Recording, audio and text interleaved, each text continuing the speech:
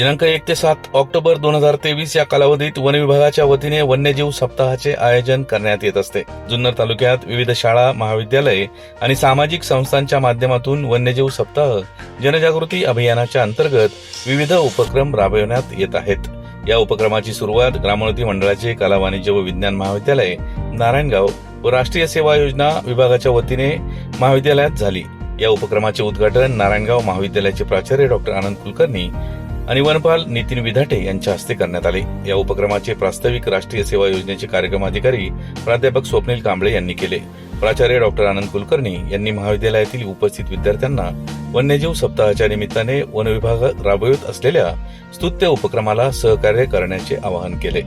या कार्यक्रमात वनरक्षक रमेश खरमाळे यांनी उपस्थित विद्यार्थ्यांना वन्यजीवांचे रक्षण का करावे या अनुषंगाने मार्गदर्शन केले।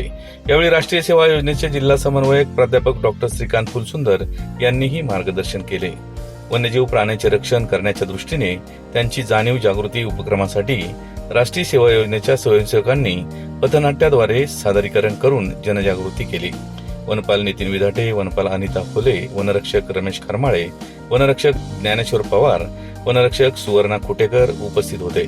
या उपक्रमाचे यशस्वी नियोजन करण्यासाठी विद्यार्थी विकास मंडळाचे प्राध्यापक डॉक्टर लहू गायकवाड, प्राध्यापक डॉक्टर वैशाली मोडवे, प्राध्यापक आकाश कांबळे, प्राध्यापक गजानन जगताप, प्राध्यापक संकेत वामन, प्राध्यापक निलेश गावडे, प्राध्यापिका वैशाली वाघ, प्राध्यापिका नम्रता वाघ, प्राध्यापक निलेश गावडे यांनी विशेष सहकार्य केले। यावेळी शिक्षकेतर कर्मचारी आणि विद्यार्थी मोठ्या संख्येने उपस्थित होते। याच बातमीचा आढावा घेतला आहे आपला आवाज न्यूज नेटवर्कचे कार्यकारी संपादक किरण वाजगे यांनी। पाहूयात।